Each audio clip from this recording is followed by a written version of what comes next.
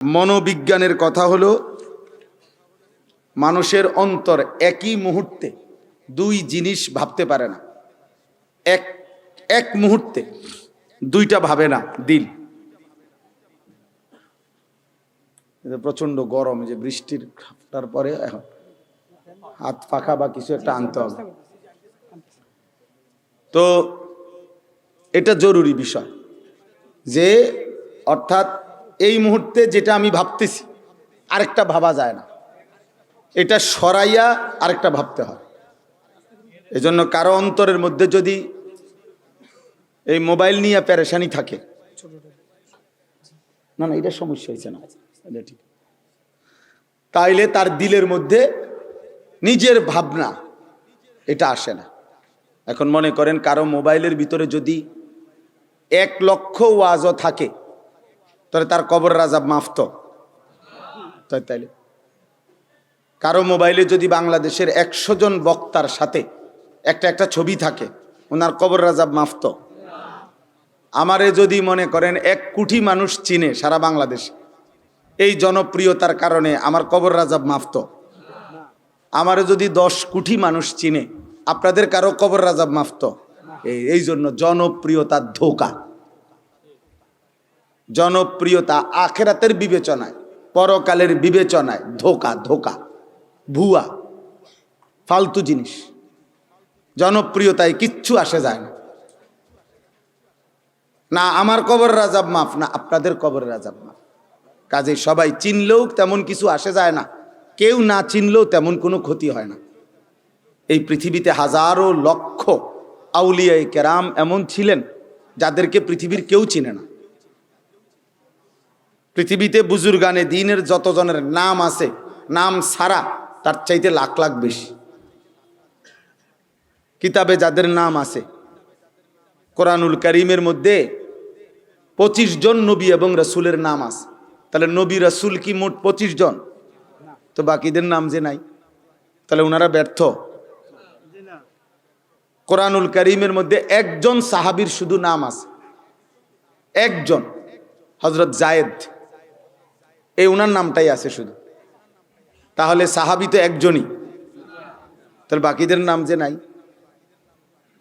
পুরা রাসূলুল্লাহ সাল্লাল্লাহু আলাইহি ওয়াসাল্লাম বিদায় হজ্জের মাঠে আরাফাতের ময়দানে যখন খুতবা দিচ্ছিলেন সাহাবাদের সামনে, তখন ১৬ লক্ষ সাহাবী ছিল। ১৬ লাখ মানে কত? ১,২৫,০০০। তাহলে এই ১,২৫,০০০ তো দূরে থাক, ১০,০০০ সাহাবীর নামও পৃথিবীর কোনো কিতাবে নেই। এবং সবগুলো কিতাব একত্র করলেও হবে নাই, বাড়ি চালান দিলেও পাওয়া যেত না। তাইলে ১০,০০০ সাহাবীর নামও পৃথিবীর কোনো কিতাবে নাই, সবগুলো কিতাবের বললেও নাই, একসাথ করলেও নাই।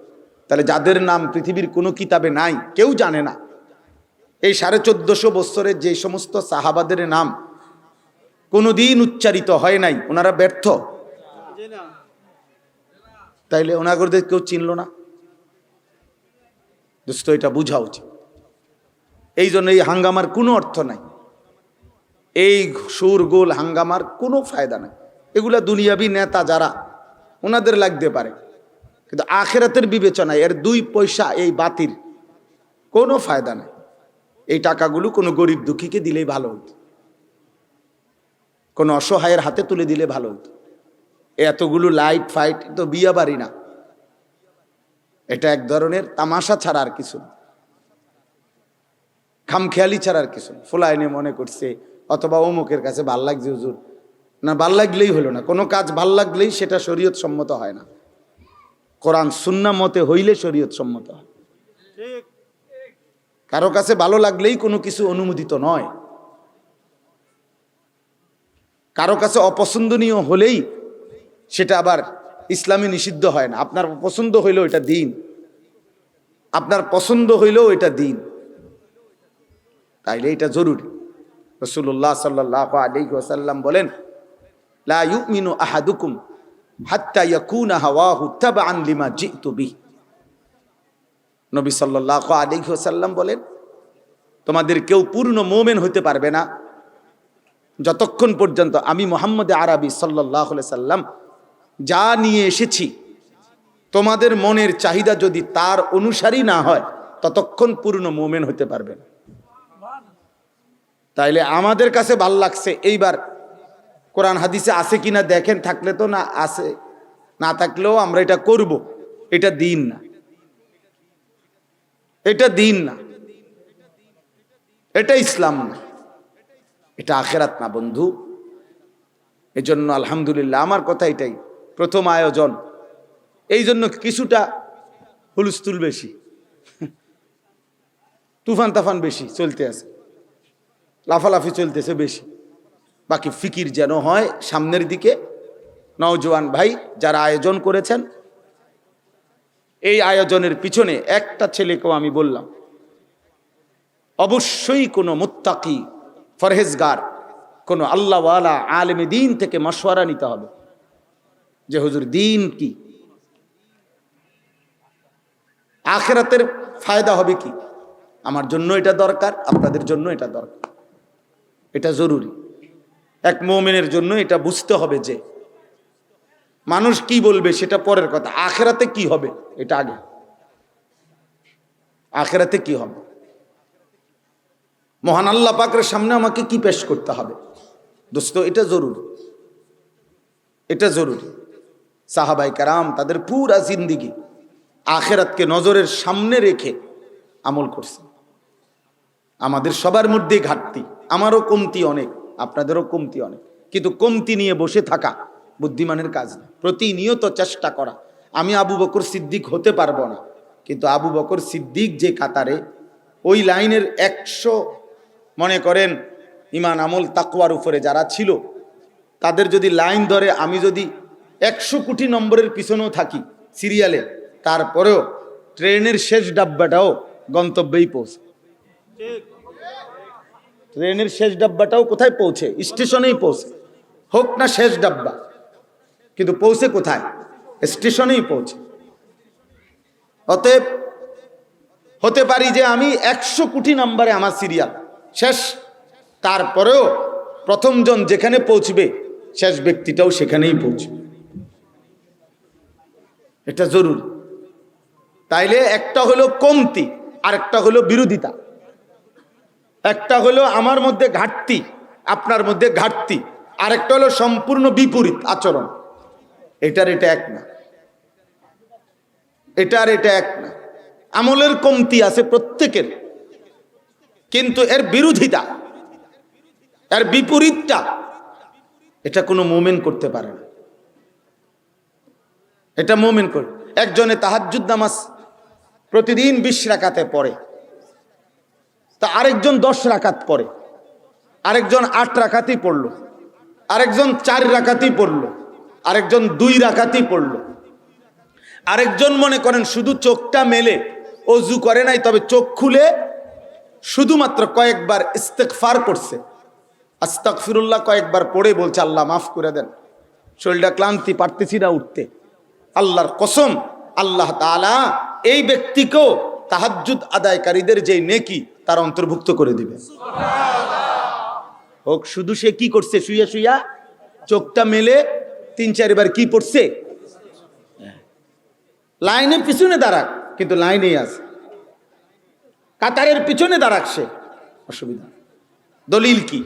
দলিল কোরআন শরীফের আয়াত, কোরআনুল কারীমের মধ্যে আছে কানু কালিলাম মিনাল লাইলি মা ইয়াহজাউন ওয়া বিল আসহারি হুম ইস্তাগফিরুন। আল্লাহ তাআলা বলেন আমার কিছু বান্দা আছে অল্প, যারা তাদের রাত্রিবেলার ঘুমটাকে বিলম্বিত করে, অর্থাৎ ঘুমটাকে কমিয়ে ফেলে, আর গভীর রাতে আসহার মানে সেহরি, আমরা যে সাহারি কই, রমজান মাসে সাহারি খাই না, মানে ভোর রাত্রে খাই, এই সাহারিতে যারা ইস্তাগফিরুন, যারা ইস্তিগফার করে, ক্ষমা প্রার্থনা করে। আমার ঢালকানগর হযরত আরিফ বিল্লাহ, বাংলাদেশের অন্যতম একজন শ্রেষ্ঠ বুজুর্গ হযরত মাওলানা শাহ আব্দুল মতিন বিন হুসাইন হযরত দামাত বারাকাতুহুম বলছেন যে আল্লাহ তাআলা ওই ব্যক্তিকেও, এই যে শুধু ইস্তিগফার করছে, দুর্বলতার কারণে উঠতে পারছিল না, হ্যাঁ আল্লাহ তাকেও তাহাজ্জুদের সওয়াব গভীর রাত্রে আল্লাহর কাছে দোয়া করার যে সওয়াব সেটা দান করবে। কারণ এই আয়াতে আল্লাহ তাআলা বলছে শুধু ওয়াবিল আসহারি হুম ইস্তাগফিরুন, যারা সাহারিতে ইস্তিগফার করে, ক্ষমা প্রার্থনা করে, মাফ চায়, আল্লাহর কাছে মাফ চায়। এজন্য দোস্ত ভাই, নওজোয়ান সাথী, বয়স্ক বাবা, এই যে কয়জন শুনতেছিলেন, আপনাদের কাছে আমি এটা অনুরোধ করলাম, দয়া করে খামখেয়ালি না করি ভাই। আমি প্রতিদিন বলি, একটা বা দুইটা, তিনটা বা চারটা ভালো কাজের দ্বারা দুনিয়ায় জনদরদি হওয়া যায়, সমাজ সেবক হওয়া যায়, মানব সেবক হওয়া যায়, ইত্যাদি ইত্যাদি, পদ পদবী, গরিবের বন্ধু, হ্যাঁ, ধনীর দোস্ত, এগুলো হওয়া যায়। তিনটা ভালো কাজ করছে, যে রাস্তা ঠিক করে দিছে, মাটি ফালাইয়া দিছে, এরপরে দিয়ে আপনার একটা মসজিদে 1 কোটি টাকা দিয়ে দিছে, আর বিধবা 30 জন মহিলারে 5,000 করে 1.5 লাখ টাকা দিছে। এমন তিনটা ভালো কাজ, 4টা ভালো কাজ, এর দ্বারা দুনিয়াতে জনদরদি হওয়া যায়। কিন্তু খোদার কসম, আখিরাতের মুক্তির জন্য, জাহান্নাম থেকে মুক্তির জন্য এই 3টা বা 4টা ভালো কাজ যথেষ্ট নয়, বরং পুরা দিন মানা জরুরি। পুরা দিন মানতে হবে, প্রতিটা হালাল মানতে হবে, প্রতিটা হারাম ছাড়তে হবে, প্রতিটা বন্দিগি করতে হবে, প্রতিটা নিষেধ বর্জন করতে হবে। 100 কোটি টাকাই কেউ দো, তো 100 কোটি টাকা তো দান, সাদাকা, দান। দান তো, দান তো একটি আমল। ইসলামী শরীয়তে দান সাদাকা এটাই পুরা ইসলাম, নাকি এটা একটা আমল? কথা বলেন না, একটি আমল, একটি আমল। এটা পুরা ইসলাম না। আপনি তাহলে 1000 কোটি টাকা দেন, আপনি এটার অসংখ্য নেকি পাবেন, কিন্তু নামাজ যে পড়েন নাই, রোজা যে রাখেন নাই, নারী যে দেখলেন, উলঙ্গ ছবি যে দেখলেন, প্রতিদিন যে নিয়ম মাফিক নাটক সিনেমা দেখেন, মহিলাদের সাথে যে বেপরদা চলাফেরা করেন, হ্যাঁ, আপনি যে বিড়ি সিগারেট খান, আপনি যে লোন নিয়ে রাখছেন, আপনি যে সুদে টাকা খাটাইছেন, কিস্তি উঠাই নিছেন, এসব বাটফারের হিসাব কি? এটি সবই মসজিদের টিয়ার উপরে নাকি? এগুলা সব ওই দান সৎকার উপরে? জি না, জি না, এমন রং না, জি। অতএব এবার এটা বাদ দিবেন না, এটাও না, এটাও তো একটা আমল। বলে তাহলে দান সৎকা করতাম না, না আপনার দান সৎকা করতে নিষেধ করছি, তাই নয় তো মসজিদ মাদ্রাসা চলবে কেমনে? ঠিক আছে, সেটাও করবেন, কিন্তু মূল বক্তব্যটা কি? 3টা 4টা, 1টা 2টা নয়, বরং উদখুলু ফিস সিলমি কাফা, পুরা দিন মানা, পুরা হুজুর, পাবলিক, ইমাম, খতিব, মুসল্লি, মুক্তাদি, প্রত্যেকের জন্য এটা জরুরি। আল্লাহ আমাদেরকে তৌফিক দান করেন। ভাই একটু আগায় বাবা, অল্প অল্প একটু একটু করে সবাই মিলে এক হাত এক বিগত যদি কেউ আমরা আগাই, তো আরেকটা ভাই যদি বসতে পারে, আর সে যদি একবার সুবহানাল্লাহ বলে, তো আমাদের সকলের আমল নামায় ওই তার সুবহানাল্লাহর নেকিও আসবে। হ্যাঁ হ্যাঁ, এটাই কথা। এজন্য দোস্ত সবাই মিলে একটু আগায় বসি, যেদূর সম্ভব। মাশাআল্লাহ, মাশাআল্লাহ, আলহামদুলিল্লাহ। তাইলে আমি বলতেছিলাম যে কথাটা, আমরা এই কথাটাই বলছি, শুধুমাত্র চাকচিক্য, হই হুল্লুর, হুলুস্তুল, দুনিয়াবি প্রদর্শন এতটুকু যেন না হয়। ছেলেরা, আমার মাকসুদ ভাই আমাকে বলছেন, নওজোয়ান ছেলেরা অনেক কষ্ট করছে, আমি আইসেও দেখছি, দৌড়াদৌড়ি হুলুস্তুল করতেছে, মাশাআল্লাহ, খুব কষ্ট করছেন। আল্লাহ তাআলা তাদের এই ফিকির, এই মেহনত আখিরাতের জন্য কবুল করেন, আমিন। কোরআনুল কারীমের মধ্যে আছে, আল্লাহ তাআলা বলছেন, ওমান আরাদাল আখিরাতা ওয়া সাআলাহা সাইয়াহা ফাউলাইকা ওয়া হুয়া মুমিন ফাউলাইকা কানা সাইয়ুহুম মাশকুরা। 3টা কথা আল্লাহ বলছেন, যে ব্যক্তি আখিরাতের আশায় ঈমান রেখে কষ্ট মেহনত করে নেক আমল করছে, আল্লাহ বলেন তার প্রত্যেকটি বন্দিগি আমি আল্লাহর নিকট কৃতজ্ঞতার সাথেই, শুকরের সাথেই গ্রহণযোগ্য। কিন্তু শর্ত হলো 3 জিনিস পাওয়া যাইতে হবে। 1, নিয়ত হইতে হবে আখিরাতের আশা। 2, ঈমান ঠিক থাকতে হবে। 3, যথাযথ মেহনত করতে হবে, যথাযথ মেহনত করতে হবে। যথাযথ মেহনত মানে কি? যথাযথ মেহনত হলো কোরআন সুন্নাহ সম্মত মেহনত। আমল তো দিনই আমল, কিন্তু আপনি করছেন আপনার মন মতো, হবে না। অনুষ্ঠান তো বিবাহ, বিবাহ তো ইবাদত, বিবাহ তো আল্লাহর আদেশ, বিবাহ তো নবীজির সুন্নাত, কিন্তু আপনি করছেন আপনার মন মতো। গান বাদ্য গেট, তারপরে ডেকসেট, বেড়া বেড়ি, পোলা মাইয়া একলগে, খানা দানা, ভিডিও, মোবাইল, একটা তুফান চলতেছে। তো প্রোগ্রামটা তো ছিল ইবাদতের, কিন্তু আপনি সেটাকে গুনাহ দিয়া ভাষায় দিলেন, গুনাহ দিয়া ভাষায় দিলেন। এজন্য আমাদের এই ভারতীয় উপমহাদেশের একজন বিশ্ববিখ্যাত বুজুর্গ ছিলেন হযরত মাওলানা শাব্বির আহমদ ওসমানী রহমতুল্লাহ আলাই। আজাদি আন্দোলনের এক মর্দে মুজাহিদ ছিলেন। ব্রিটিশ বিরোধী আন্দোলনে এই উপমহাদেশের ইতিহাসে যাদের নাম সবচেয়ে বেশি স্মরণীয়, তার মধ্যে উনি একজন, আল্লামা শাব্বির আহমদ ওসমানী রহমতুল্লাহ আলাই। তিনি বলছিলেন যে 3 জিনিস সহি হলে আমল আল্লাহর কাছে কবুল হয়। 1 নম্বর হচ্ছে নিয়ত সহি, 2 নম্বর কাজটা সহি, 3 নম্বর পদ্ধতিটা সহি। নিয়ত সহি, আমল সহি, তরিকা সহি। নিয়ত বিশুদ্ধ হইতে হবে, কাজটাও সঠিক হইতে হবে, এবং পদ্ধতিটাও কি হইতে হবে? সঠিক হইতে হবে, সঠিক হইতে হবে, সঠিক হইতে হবে।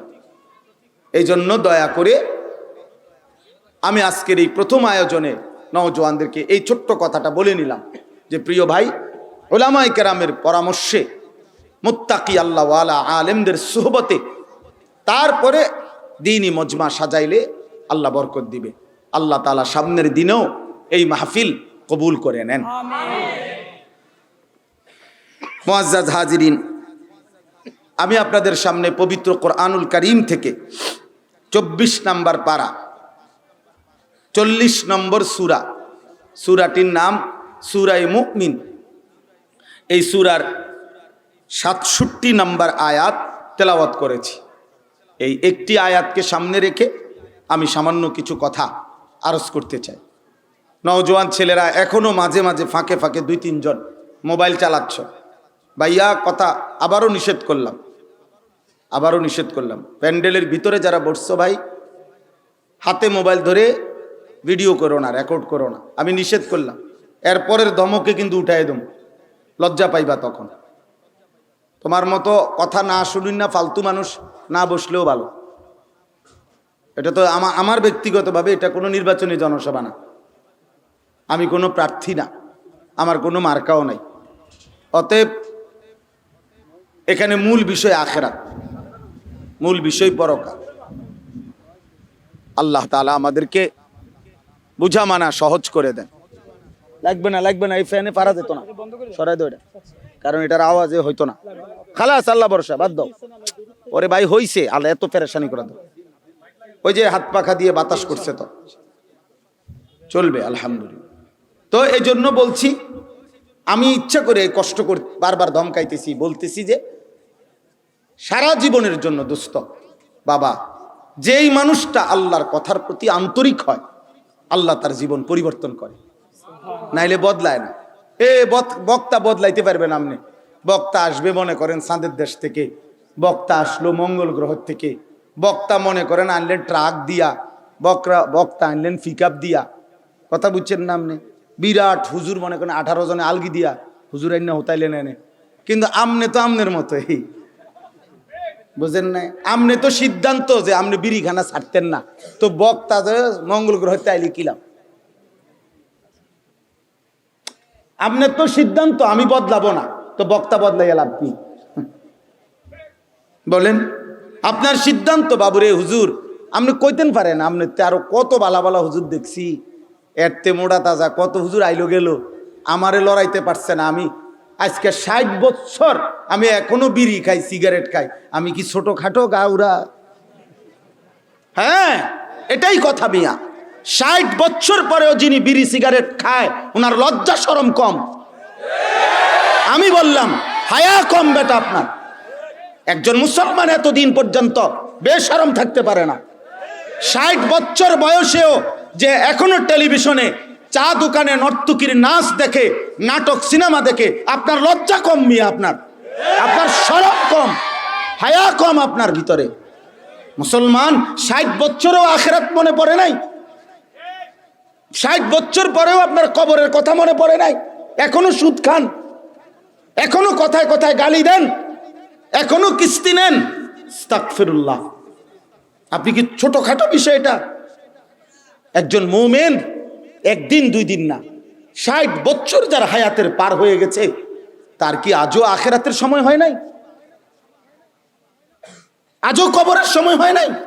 এখনো নারী দেখবেন, এখনো নাটক সিনেমা দেখবেন, আপনি এখনো আপনি কথায় কথায় গালি দিবেন। আরে চাচা, কি সাংঘাতিক কথা না? কি ভয়ানক কথা! আস্তাগফিরুল্লাহ।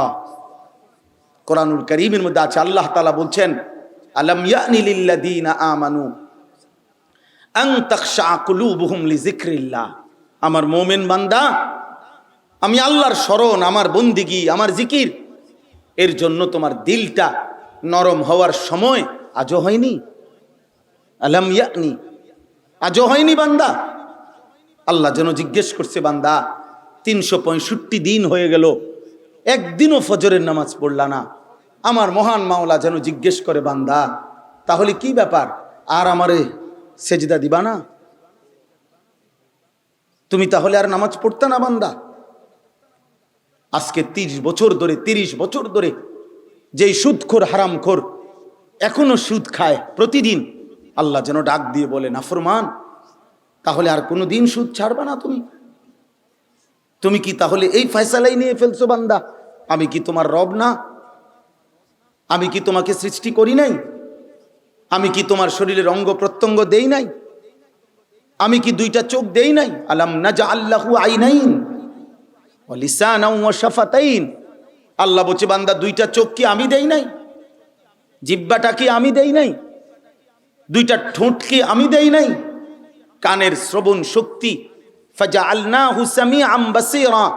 আল্লাহ বলে, কানে শুনবার পুরা শক্তি তো আমি বানিয়েছি, চোখে দেখার তো পুরা শক্তি আমি বানিয়েছি। আলাম নাজআলিল আরদা মিহাদা ওয়াল জিবালা আওতাদা। আল্লাহ বলেন, বলো না বান্দা, আমি কি জমিন তোমার জন্য বিছিয়ে দেই নাই? আমি কি পাহাড়গুলোকে তোমার জন্য পেরেকের মতো স্থাপন করি নাই? ওয়া খালাকনাকুম আজওয়াজা। আমি কি জোড়ায় জোড়ায় নারী পুরুষ করে সৃষ্টি করি নাই? ওয়া জাআলনা নাওমাকুম সুবাতা। 2 চোখের ঘুম আমি দেই নাই? রাত্রিটাকে অন্ধকার আমি আল্লাহ বানাই নাই? আলোকিত এক ফর্সা দিন, ধবধবে ফর্সা এক আলোকিত তোমার কর্মের জন্য, উপার্জনের জন্য আমি আল্লাহ কি একটা দিন বানিয়ে দেই নাই? এত কিছুর বিনিময়ে আমি কি একটা সেজদা পাবো না?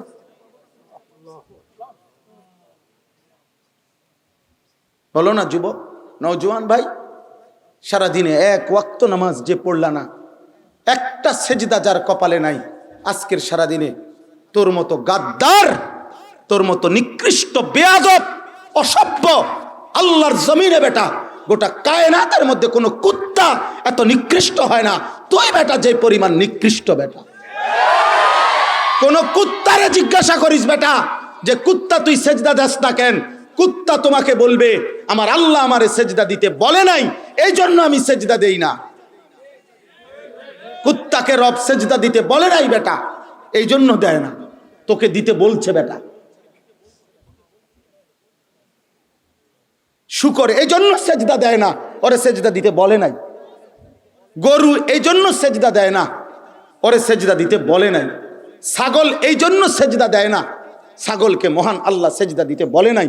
কিন্তু তুমি নাফরমানকে আল্লাহ সেজদা দিতে বলছে।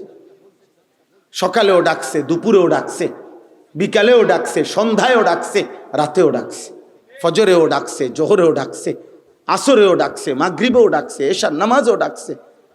তুমি এত বড় গাদ্দার, এত বড় বেঈমান, তুমি কি ছোটখাটো গাদ্দার? বেনামাজি আমি কেন বললাম? বেনামাজির চাইতে নিকৃষ্ট কোনো বেয়াদব আর কেউ হইতে পারে না। কেন? আরে শোনো মিয়া, কেন? প্রশ্ন হলো, সে তো একজন মেম্বার, একজন চেয়ারম্যান, একজন এমপি, মন্ত্রী, এমন কারো কথা লঙ্ঘন করে নাই। সে তো লঙ্ঘন করছে প্রতিদিন। প্রতি প্রহর এই গোটা কায়নাতের যিনি মালিক তার কথা সে লঙ্ঘন করছে। এ কি ছোটখাটো বেয়াদব মনে হয়?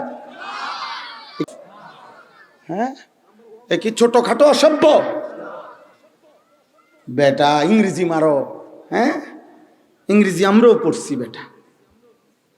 দুইটা শব্দ শুদ্ধ বললেই ভদ্রলোক হয় না। আখলাককে বলে ভদ্রতা।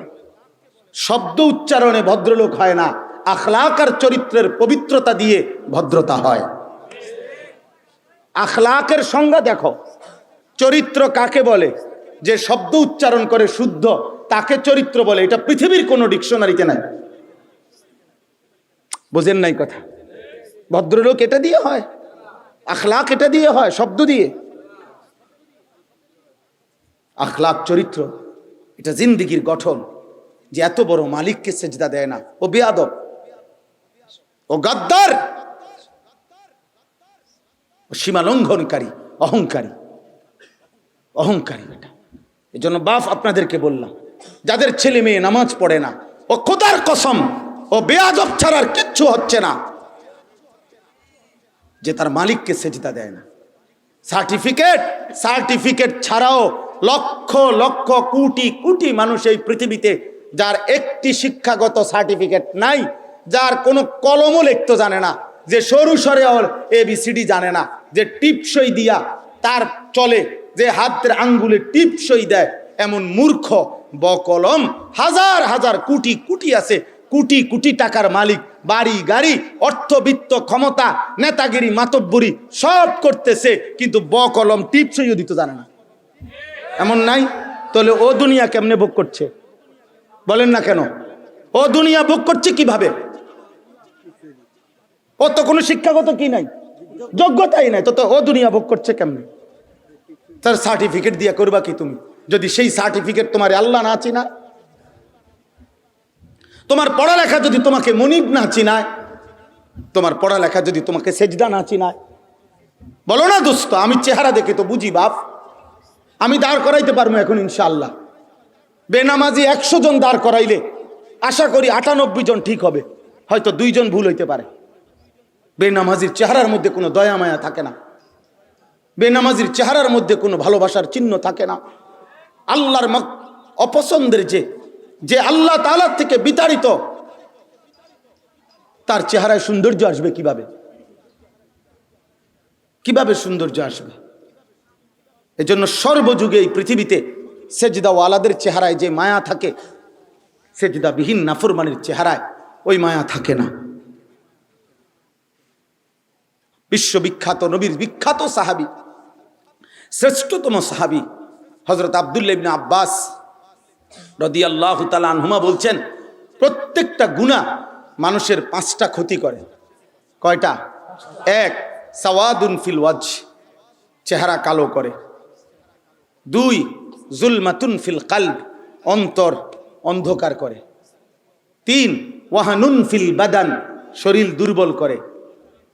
4, দায়কুন ফির রিজক, রিজিক কমিয়ে দেয়। 5, বুগদাতুন ফি কুলুবিল খালক, মানুষের কাছে ঘৃণা তৈরি করে। কোনো নেশাখোর, মুদখোর, গাঁজাখোর, ফুট্টাখোর, বাবাখোর, ডাইলখোর, ইয়াবাখোর, জেনাখোর, বেবিচারী, বেহায়া, বেপর্দা, সুদখোর, এরকম জিজ্ঞাসা করে একসাথে পার্টনার, মনে করো 2 জনে মিললা, তারা 2 জনে আজকে 10 বছর একসাথে নেশা করে, এই এগো একজন রে আলগা করে জিগাও যে তোমার সাথের হিতে কেমন? হে কি বলবো? জুনায়েদ বাগদাদি কথা কয় না, বলবে সিটারের সর্দার, বাটফারের হেডকোয়ার্টার, নেশাখোর। যদি বলেন যে কিরে তোরা একসাথে খাও, এরপরও তুমি তো বন্ধু, তুমি এর বিরুদ্ধে কও কেন? তো সে কি বলবে? বলে আমি কি একটা নেশাখোর রে কি বাইজিদ বুস্তামিনী কইতাম? তাইলে মন্দকে তো মন্দই বলবে, মন্দকে মন্দ লোকেও মন্দ বলে, সৎ লোকেও মন্দই বলে। আর নেককারকে, নেককার মানুষকে সৎ লোকেরাও নেককার বলে, অসৎ লোকেরাও নেককার বলে। একজন নেশাখোরকেও যদি জিজ্ঞাসা করেন যে এই ছেলেটা নামাজি মুত্তাকি, তাকে জিজ্ঞাসা করলে সে বলবে ভাই আমি খারাপ হইতে পারি, কিন্তু ভাই তে বালা।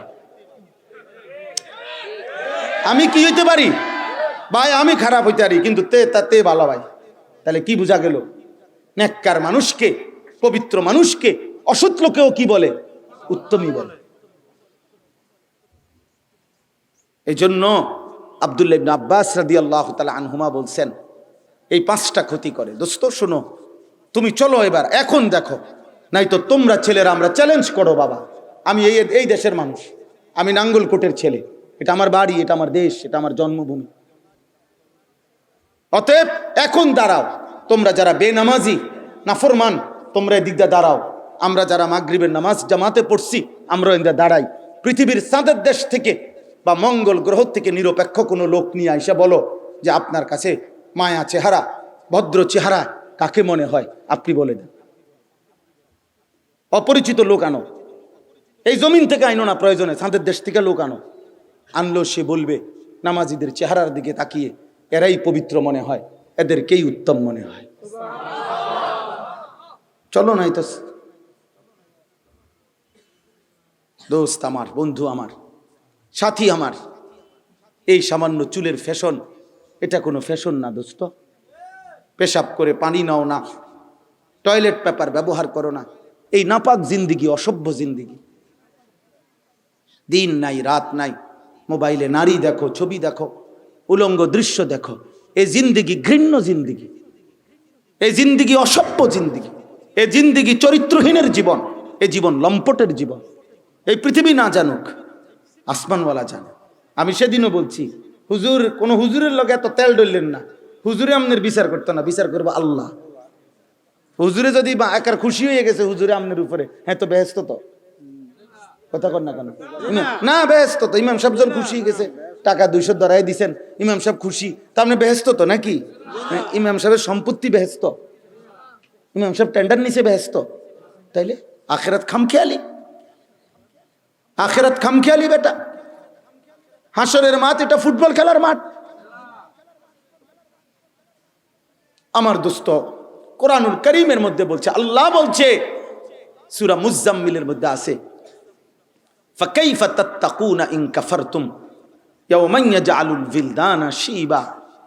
পাগল করা আয়াত, কলিজা পাগল করে ফেলবে। আয়াতের অর্থ কি? আল্লাহ বলছে, আমার বান্দা, এই যে তুমি দিবানিশি নাফরমানি করছো, আল্লাহ নিজে বলতেছে, আল্লাহ যেন ডাক দিছে, আনিস, এই যে তুমি নামাজ পড়ো না, রোজা রাখো না, হালাল খাও না, এভাবে যে দিবানিশি আমার নাফরমানি করছো বান্দা, তুমি সেই কিয়ামতের দিন কেমনে বাঁচবা বান্দা, যেই দিনের একদিনে দুঃখ কষ্ট আর পেরেশানি আর যন্ত্রণায়, খোদার কসম, একদিনে কুলের বাচ্চা আল্লাহ বলছে বুড়া হয়ে যাবে, বুড়া হয়ে যাবে, বুড়া হয়ে যাবে একদিনের পেরেশানিতে। ইয়াওমান ইয়াজআলুল বিলদানা শিবা, একদিনে। তাফসীরের মধ্যে আমরা পড়ছি, 900 বছর যদি কোনো নাফরমান পাপী আল্লাহর এই দুনিয়ায় 900 বছরে আল্লাহর নাফরমানি করেছে, কুফর, শিরিক, চুরি, ডাকাতি, জিনা, ব্যভিচার, মদ, জুয়া, হারাম, কিন্তু 900 বছরে কোনোদিন 1 সেকেন্ডের জন্য সুখ পায় নাই, আর দুঃখ পায় নাই, কোনো কষ্ট পায় নাই, আরামেই চলছে, ফুর্তিতেই চলছে, কোনোদিন 1 ফোঁটা চোখের পানি পড়ে নাই, কোনোদিন একটা সুইয়ের কাঁটার আঘাত লাগে নাই, 900 বছরে সে কোনোদিন কাঁদে নাই, এমন সুখে আর আরামে, কিন্তু আল্লাহর নাফরমানি করে কাটাইছে। খোদার কসম, তাফসিরে লিখছে, ওয়াজাআত সাকরাতুল মাউত বিল হক, এই আয়াতের তাফসিরে আছে, সূরা কফের মধ্যে আছে আয়াত। তাফসিরের মধ্যে লিখছে, 900 বছর পরে এই নাফরমান যেদিন তার প্রথম মৃত্যুর যন্ত্রণা শুরু হবে, মৃত্যুর মুহূর্তে আল্লাহর কসম, মৃত্যু যন্ত্রণার 1 সেকেন্ড তাকে তার 900 বছরের সুখ আর আনন্দ ভুলিয়ে দেবে। পরের সেকেন্ডে তাকে যদি জিজ্ঞেস করে, মহান আল্লাহ, আমার বান্দা দুনিয়ার জীবনটা কেমন কাটায় আসলা, খোদার কসম ওই নাফরমান পাপী বলবে, মাওলা, বিগত 900 বছরের জীবনে কোনোদিন সুখ কাকে বলে আমি মাওলা দেখি নাই। 1 সেকেন্ডের মৃত্যুর যন্ত্রণা তার 900 বছরের আনন্দ ভুলিয়ে দেবে। রাসূলুল্লাহ সাল্লাল্লাহু আলাইহি ওয়াসাল্লাম বলছেন, পরিষ্কার বিশুদ্ধ হাদিস, জাহান্নামী পাপী বান্দাকে আল্লাহ হাসরের দিন ফেরেশতাকে বলবে, আমার এই নাফরমান বান্দাকে জাহান্নামের বাহিরটা একটাবার হাঁটাইয়া আনো, আর হাঁটাইয়া ঘুরাইয়া জাহান্নাম বরাবর দরজা বরাবর বাহিরে 1 মিনিটের জন্য একটু দাঁড় করাইবা, 30 সেকেন্ড দাঁড় করাইয়া আমার কাছে নিয়ে আসো। জাহান্নামের বাহিরটা ঘুরাইয়া ফেরেশতা ওই নাফরমানকে তার জাহান্নামের দরজার মুখে 30 সেকেন্ড বা 1 মিনিটের জন্য শুধু দাঁড় করাবে। জাহান্নামের ভিতর থেকে একটা গরম আগুনের বাতাস এই 30 সেকেন্ডের মধ্যে তার বুকে আইসা লাগবে হাওয়া। এরপরেই ফেরেশতা তাকে আল্লাহর কাছে নিয়ে যাবে।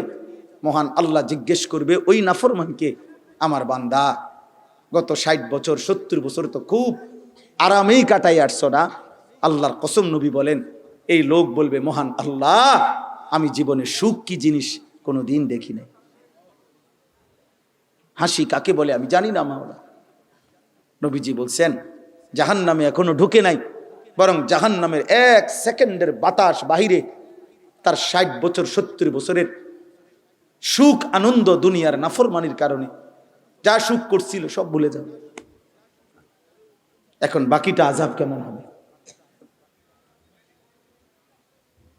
আমার কাছে একটা উর্দু কিতাব আছে মোটা, মৌত কে পুর আসরার ওয়াকিআত, মৃত্যুর মর্মান্তিক অনেক কাহিনী, ছোট ছোট কাহিনী। এই কিতাবের মধ্যে আছে হযরত ঈসা আলাইহিস সালাম, ঈসা নবী, আল্লাহর হুকুমে তিনি মানুষকে কবর থেকে তুলতে পারতেন। ওনার একটা মুজিজা ছিল এটা। ঈসা নবী আল্লাহর হুকুমে কুম বিইজনিল্লাহ বললে নাম ধরে আল্লাহর হুকুমে ওই ব্যক্তি কবর থেকে দাঁড়িয়ে যেত। তো নূহ আলাইহিস সালামের জামানার বংশধর যিনি 450 বছর হায়াত পাইছেন, ওই জামানার একজন ব্যক্তিকে ঈসা নবী একদিন কবর থেকে তুলছিলেন। আল্লাহর হুকুমে উনি দাঁড়াইছেন। ঈসা নবী তাকাইয়া দেখলেন তার চুল দাড়ি সাদা। তো নিয়ম হইল, তাফসীরের মধ্যে আছে, হযরত ইব্রাহিম আলাইহিস সালামের আগে পৃথিবীর কোনো মানুষের চুল দাড়ি মৃত্যু পর্যন্ত যত বৃদ্ধই হোক পাকতো না, মানে সাদা হইতো না, কালোই থাকতো। বুঝেন নাই কথাটা? ইব্রাহিম আলাইহিস সালাম আউয়ালু মান শাবা ইব্রাহিম, সর্বপ্রথম চুল দাড়ি সাদা হইছে যার, তিনি ইব্রাহিম আলাইহিস সালাম। এর আগে মানুষের কি হতো না, চুল দাড়ি সাদা হতো না। এটাও তাফসীরের মধ্যে আছে। আল্লাহ তাআলা যে ইব্রাহিম আলাইহিস সালামকে অনেকগুলো পরীক্ষা করছে, এর মধ্যে এটা একটা পরীক্ষা, যে ওনার চুল দাড়ি সাদা হইতে লাগছে।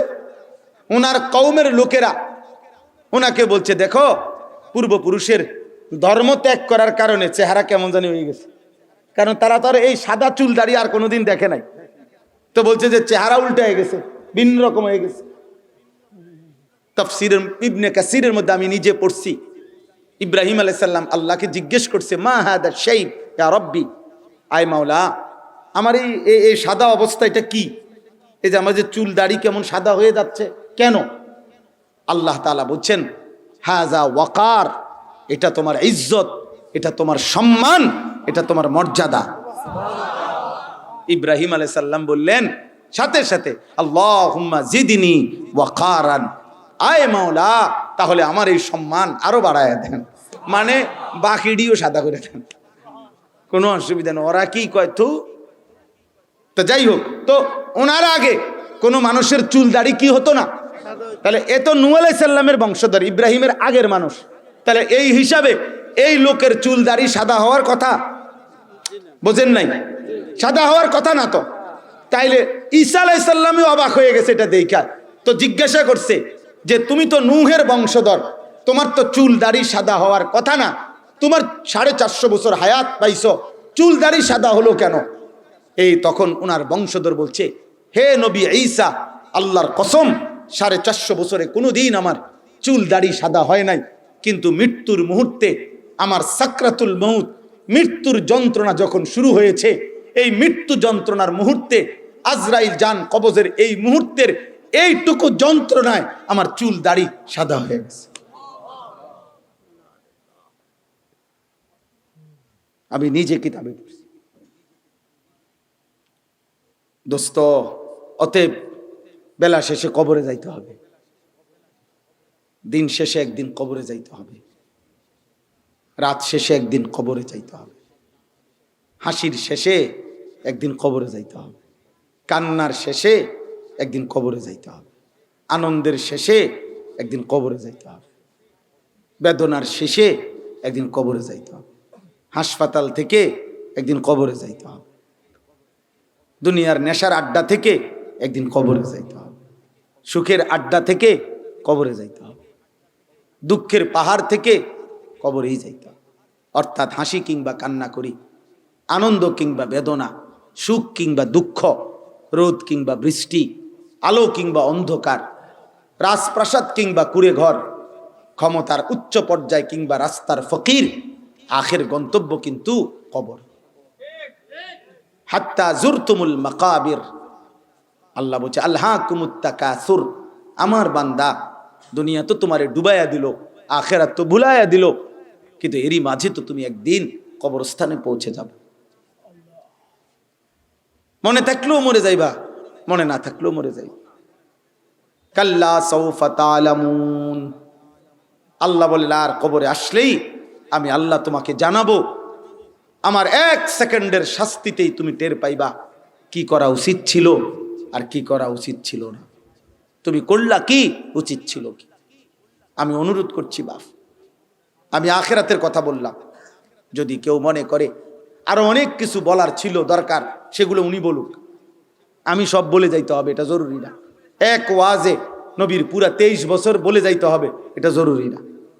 কথা বোঝেন নাই? 1 ঘন্টার বয়ানে পুরা ইসলাম বলে যাইতে হবে, তো নবীজি সাল্লাল্লাহু আলাইহি সাল্লাম নিজেই তো 1 ঘন্টায় তাহলে বলতেন, তো 23 বছর লাগলো কেন বলে? তাহলে এটা বিষয় না, বিষয় হলো ভাবনা তৈরি করা, আখিরাতের ফিকির তৈরি করা। ওয়াজের মাকসাদ এটা, তারগীব ও তারহিব, জান্নাতের প্রেরণা, জাহান্নামের ভয়। আখিরাতের প্রেরণা কলিজায় যদি আখিরাতের ভাবনা না আসে তাহলে কেমনে হবে বাপ? এজন্য বলছি মৃত্যু যন্ত্রণার 1 সেকেন্ড সব ভুলাই দিবে। ওয়াজাআত সাকরাতুল মাউতি বিল হক, আল্লাহ বলছে সত্য সত্য মৃত্যুর যন্ত্রণা আসবে বান্দা, ইমানদারেরও নাফরমানেরও। প্রতিটা নেককার, পৃথিবীর সর্বশ্রেষ্ঠ আউলিয়া, আউলিয়াদের সর্দার হোক, আউলিয়াদের বাদশাহ হোক, তাকেও মৃত্যুর যন্ত্রণা ভোগ করতে হয়। আবার সর্বনিকৃষ্ট কাফেরকেও মৃত্যুর যন্ত্রণা ভোগ করতে, যিনি নবী তাকেও মৃত্যু যন্ত্রণা ভোগ করতে হয়েছে, যিনি উম্মত তাকেও মৃত্যু যন্ত্রণা ভোগ করতে হয়েছে। হাদিসে, বিশুদ্ধ হাদিসে আছে, আল্লাহ নবী সাল্লাল্লাহু আলাইহি সাল্লাম, আমাদের আখেরি নবী সরদারে দু আলম নবী সাল্লাল্লাহু আলাইহি সাল্লাম, আম্মা জান আয়েশা বলছেন, ওনার স্ত্রী, ওনার বিবি, যার বুকে মাথা রেখে নবীজি ইন্তেকাল করেছেন, তিনি বলছেন মৃত্যুর পূর্ব মুহূর্তে নবী সাল্লাল্লাহু আলাইহি সাল্লাম বাটির মধ্যে পানি ছিল, আর পবিত্র ডান হাত দিয়ে তিনি বারবার পানিতে ভিজাইয়া চেহারা মোবারক মুছতেছিলেন আর বলতেছিলেন, আল্লাহুম্মা আইন্নি আলা সাকারাতিল মাউত, আয় মাওলা মৃত্যু যন্ত্রণার এই মুহূর্তে আপনার বন্ধুকে সাহায্য করেন। আল্লাহুম্মা হাফিন আলাইয়া সাকারাতিল মাউত, আয় আল্লাহ আপনার বন্ধুর মৃত্যু যন্ত্রণা সহজ করে দেন। খোদার কসম হাদিস, নবীজি বলছে লা ইলাহা ইল্লাল্লাহ, আয় মাওলা আপনি ছাড়া আর কোনো ইলাহ নাই। এরপরে বলছেন ইন্না লিল মাউতে সাকারাত, আহা মাওলা মৃত্যুর বড় যন্ত্রণা, বড় যন্ত্রণা, বড় যন্ত্রণা। আরেকটা উদাহরণ বলি, রাসূলুল্লাহ সাল্লাল্লাহু আলাইহি সাল্লামের একজন বিখ্যাত সাহাবী হযরত আমর ইবনুল আস রাদিয়াল্লাহু তাআলা আনহু। আমর ইবনে আস অনেক বড় সাহাবী ছিলেন, নবীজির শিষ্য সাহাবীদের একজন, গোটা মিশর বিজয় করছিলেন যেই সাহাবী, উনি আমর ইবনে আস। নবীজির জামানার অসংখ্য যুদ্ধ, সাহাবায়ে কেরাম, খোলাফায়ে রাশিদিন, আবু বকর, ওমর, ওসমানের যুগের অগণিত যুদ্ধে তিনি সসৈন্যে সেনাপতি হিসাবে দায়িত্ব পালন করছেন। অনেক বড় মুজাহিদ সাহাবী ছিলেন, যোদ্ধা ছিলেন। এই সাহাবী যার হাতে ওমর রাদিয়াল্লাহু তাআলা আনহু চিঠি দিছিলেন, আর তিনি উনার হাতেই চিঠিটা নীল দরিয়ার মধ্যে ফেলছিলেন, তো নীল দরিয়াতে পানির জোয়ার উঠছিল। ওমর রাদিয়াল্লাহু তাআলা একটা চিঠি, এই চিঠি উনি ফেলছিলেন, আমর ইবনে আস রাদিয়াল্লাহু তাআলা, অনেক ফজিলত না। এই সাহাবী আমরা কিতাবে পড়ছি, আমার কাছে আরবি কিতাব আছে, ওয়াজাআত সাকরাতুল মাউত বিল হক, কিতাবের নামে এটা, এই আয়াতটাই কিতাবের নাম, ওইখানে আছে। ওনার ছেলে আব্দুল্লাহ ইবনে আমর ইবনুল আস, মানে এই সাহাবীর ছেলেও ছিলেন সাহাবী, আব্দুল্লাহ বাপ্পু দুইজনই সাহাবী ছিলেন। এই ছেলে মৃত্যুর পূর্ব মুহূর্তে ওনার আব্বা আমর ইবনে আস রাদিয়াল্লাহু তাআলা আনহুকে বললেন, আব্বা জান, মৃত্যুর এই মুহূর্তে সাকরাতুল মউত, মৃত্যুর যন্ত্রণা আপনার কাছে কেমন লাগতেছে, আপনি কি আমারে বলবেন? খোদার কসম বাপ, নবীর সাহাবী, ইমানদার শ্রেষ্ঠ সাহাবী, উনি কি বলে শোনেন। একজন ছেলে বোঝো বাবা, তুমি চলে যাই বাবা, তুমি তামসা কইরো না আব্বা, এই নারী শেষ কথা না, মোবাইলের নর্তকী ধোকা, ফেসবুকের নর্তকী ধোকা, ইউটিউবের নর্তকী ধোকা। ও তোমার জন্য সাজে নাই, টাকার জন্য সাজছে, ও তোমার জন্য না বাপ। তুমি যাইও, কোনোদিন তারে বইলো আমি তোমার জন্য আমার চরিত্র নষ্ট করছি, আমি তোমার জন্য আমার রাত নষ্ট করছি, আমি তোমার জন্য আমার লজ্জাস্থানের ক্ষমতা নষ্ট করছি, আমি তোমাকে ভেবে ভেবে আমার শরীর নষ্ট করে ফেলছি, আজকে তুমি আমার দিকে একটু তাকাইবা? ওই বলবে তুমি একটু ঘুরে দাঁড়াও, আমার মনে হয় আর কি, ওই বলবে তুমি একটু ঘুরে দাঁড়াও, তুমি যখন ঘুরে দাঁড়াইবা তো তোমার ফাঁসাতে একটা লাথি দিব, একটা লাথি দিব ফাঁসা দিয়া, বলবে অপদার্থ, আমি তো তোর জন্য সাজি নাই, টাকার জন্য সাজছি, আমার টাকা তো আমি কামাই করছি, তুই কেন তোর শরীর নষ্ট করলি? কি পরিমাণ কিশোর যুবক, অল্প বয়সী নওজোয়ান নারী দেখতে দেখতে, উলঙ্গ ছবি দেখতে দেখতে, জিনা ব্যভিচারের দৃশ্য দেখতে দেখতে, হারাম মেয়ের সাথে হারাম সম্পর্ক করতে করতে, নিজের হাত নিজের লজ্জাস্থানে নাপাক ব্যবহার করতে করতে, শারীরিক সক্ষমতা বলতেও কিছু নাই, আখেরাতটাও বরবাদ ছাড়া আর কিছু নাই। হায় অভিভাবকরা, আপনারা সবাই বসা বসা, কেউ ব্যস্ত খাট বানায়, কেউ সোফা বানায়, কেউ বিল্ডিংয়ের ইট গাঁথে, কেউ দাঁড়াইয়া থাইকা, স্টিল দাঁড়াইয়া থাইকা ছাদ ডালাইয়ের দিকে নজর, একটা সুরকি যাতে কম না হয়, এক বস্তা সিমেন্ট যাতে কম না হয়, বিল্ডিং যেন মজবুত হয়, সোফা খাট পালং ফার্নিচার গড় দুনিয়া সাজাইতেছে। দুনিয়া তো খুব সাজাইলেন, রং তো খুব সুন্দর দিলেন, টাইলস তো খুব অত্যাধুনিক সাজাইলেন, ঘর তো খুব সাজাইলেন। আপনার ছেলে খোদার 365 দিনে একদিনও ফজরের নামাজ পড়ে না, এমন নাফরমান সন্তান, এরম অসভ্য সন্তান, তার জন্য এমন ঘর সাজাইলেন। হায় হায় মুসলমান, 30 বছর ধরে স্ত্রী বেপর্দা, এই অসভ্য নারীর জন্য এই জীবন শেষ করলেন। কথা হইল, কীর্তেন টাইস লাগাইছেন আপনি কাল লাগা, সারা রাত মোবাইলে আপনার যে ছেলে খাটে শুয়ে শুয়া উলঙ্গ ছবি দেখে, এই হাইওয়ান, এই চতুষ্পদ জন্তুর জন্য 1 লাখ টাকা দিয়ে খাট বানাইলেন। ও আল্লাহর দুশ্মন না? কথা বলে না কেন? 365 দিনে একদিনও যে ফজরের নামাজ পড়ে না, এটা মুসলমানের বাচ্চা? এটা কোন ইমানদারের বাচ্চা বেটা? এটা কিভাবে সম্ভব? ওই বাবা তো চিৎকার করে কাঁদার কথা, ওই মা তো গৈরাইয়া কান্দার কথা। আমার মা বলছে, আমার 4th শ্রেণী পড়ুয়া মা, আমার মা ক্লাস 4 পাস করছে, ক্লাস 5-এ উঠছে, আর মার বিয়ে হয়ে গেছে। আমাগো বাড়ি ডাঙ্গলকোট, পেরিয়া ইউনিয়ন, যুগি পুকুরিয়া গ্রাম, শাকতুলি আমার নানার বাড়ি। বললাম কেউ চিনলে চিনবেন। তো আমার মা বলছে, আমার বড় ভাই জীবনে একবার 15 দিন পড়া বন্ধ রাখছিল। মা বলছে আমি 15 দিনই সেজদায় পড়া সারা রাত আল্লাহর কাছে চোখের পানি ফেলে কাঁদছি, আর বলছি মাওলা, আমার প্রথম সন্তান যদি এলেম না শিখে, তাহলে আমার পরবর্তী জেনারেশন বরবাদ হয়ে যাবে। মায়ের চোখের পানির বদলতে বড় ভাই আবার 15 দিন পরে টুমচর লক্ষ্মীপুর মাদ্রাসায় গেছেন, এবং একটানা 9 বছর পরে ধামতি আলিয়া মাদ্রাসা থেকে কামেলে আমার বড় ভাই 1994 সালের, ইংরেজি 94 সালে সমগ্র বাংলাদেশে টাইটেলে হাদিস বিভাগ থেকে ফার্স্ট ক্লাস ফার্স্ট হয়েছেন আলহাজ হজরত মাওলানা মাহবুবুর রহমান আশরাফি। ও তো আমার আপন বড় ভাই। এখন একটি চান্দিনা আল আমিন, একটি কামেল মাদ্রাসার প্রিন্সিপাল। তাহলে মায়ের চোখের পানি। মা আমার বলছে আমি 15 দিন 20 দিন আর এক রাতও ঘুমাই নাই সন্তানের জন্য। আর আমার মা এখন, আমার বোনেরা এখন 6 বছরের বাচ্চার হাতে বড় মোবাইল, টাচ মোবাইল দিয়া ওর হাতে দিয়া দিছে। ও নাটক দেখে, সিনেমা দেখে, নাচ দেখে, ওই রিমোট সাইয়ার টিপ্পা টিপ্পা টেলিভিশন দেখে। এবুডি 1 ঘন্টা হয়ে গেছে, এবুডি শুধু ড্রেসিং টেবিলে বইয়া বইয়া পাউডারে লাগাইতে আছে। এবুডি শুধু সাজে, উনি শুধু সাজনার সাজে শেষ হয় না। কি ব্যাপার, এতক্ষণ লেগে কি সাজছেন, কই যাইবেন?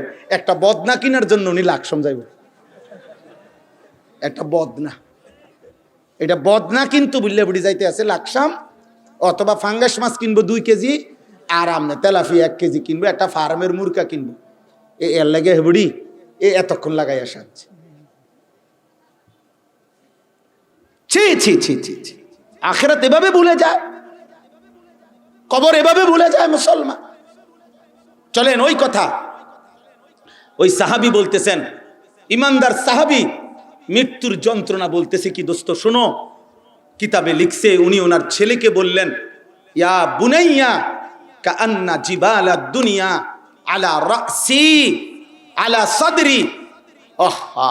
উনি বলছে বাপ, মৃত্যুর এই মুহূর্তে আমার কাছে মনে হচ্ছে গোটা পৃথিবীর সবগুলো পাহাড় আমার বুকের উপরে চাপ দিয়া দিছে।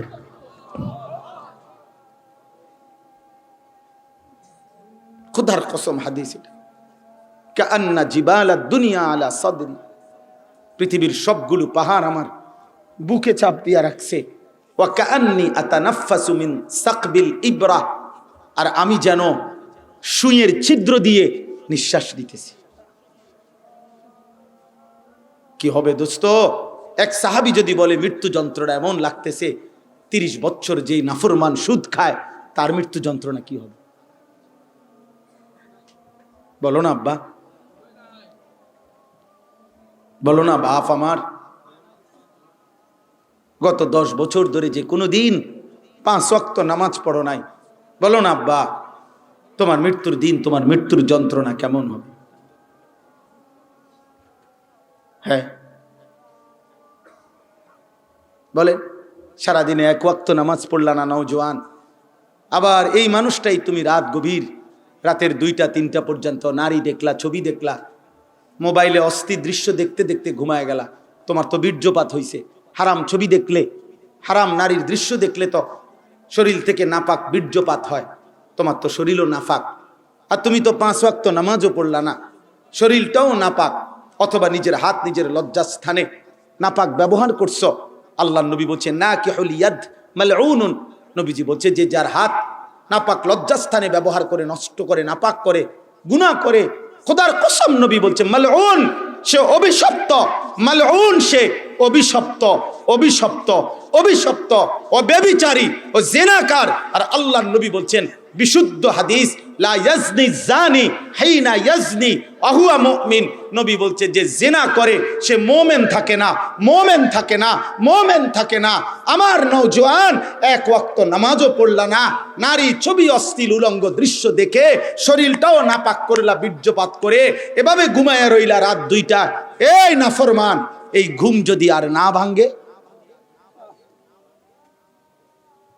এই রাত যদি আর ভোর না হয়, ইসরায়েলের কোনো বোমা যদি তোমার উড়ায় নেয়, নাকি শুধু ইসরায়েল বলে দিছে যে পৃথিবীতে আমরা কেবল গাজার মুসলমানকেই মারবো, অন্য কোনো মুসলমানকে আমরা শ্রদ্ধা করি? কথা বলে না তো? তুমি কি বুঝের উপরে এই অসভ্য এই নাপাক শরীর নিয়ে শুয়ে রইলা?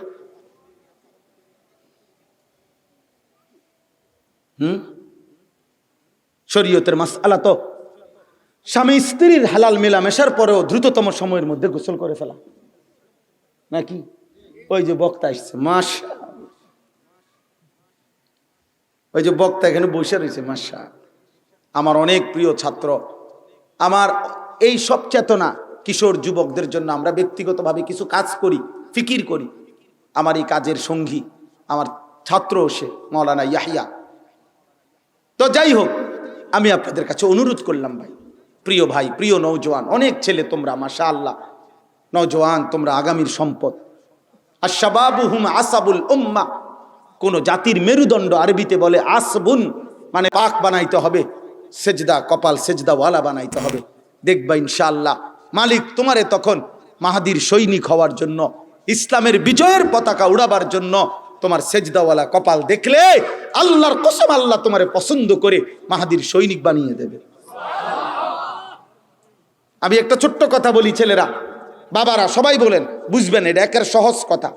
মনে করেন মক্কার জীবনে নবীজি সাল্লাল্লাহু আলাইহি সাল্লাম যখন কালেমার দাওয়াত দিছেন, তখন আবু জেহেল, আবু লাহাব, উতবা, সাইবা এদেরকে যেমন দাওয়াত দিছে, আবু বকর, উমর, উসমান, আলী এদেরকেও দাওয়াত দিছে, ঠিক কিনা বলেন? তাহলে দাওয়াত তো তিনি সকলকেই দিছেন নবীজি সাল্লাল্লাহু আলাইহি সাল্লাম। আর শাহজিমের মালিক বলছে আল্লাহ, বলছে বন্ধু আপনি দাওয়াত দেন, আর আমি আল্লাহ আমার লোক যেই কয়জন লাগবে আমি আমারটা নিমু। হিসাব বোঝেন নাই? আমি যারে যারে নেউই না আমি তাকে নেব, যাকে যাকে ফেলে দেউই না ফেলে দেব। আপনি দাওয়াত দিতে থাকেন। তো আল্লাহ তাআলা আবু বকরকে গ্রহণ করিলেন, ওমরকে গ্রহণ করিলেন, ওসমানকে গ্রহণ করিলেন, আলীকে গ্রহণ করিলেন, আবু জেহেলকে ছুঁড়ে মারলেন, আবু লাহাবকে ছুঁড়ে মারলেন, উতবা সাইবাকে ছুঁড়ে মারলেন, আস ইবনে ওয়াইলকে ছুঁড়ে মারলেন। এজন্য দোস্ত, আল্লাহর দ্বীনের জন্য, কালেমার জন্য, ইমানের বিজয়ের জন্য, আগামীর বিশ্বময় কালেমার পতাকা উড়াবার জন্য আমার রবের যে কয়েকজন ইমানদার যুবক দরকার, তিনি তা নেবেনই, তিনি তা বাছাই করবেনই। দেখার বিষয় হলো তোমারে নিল কিনা।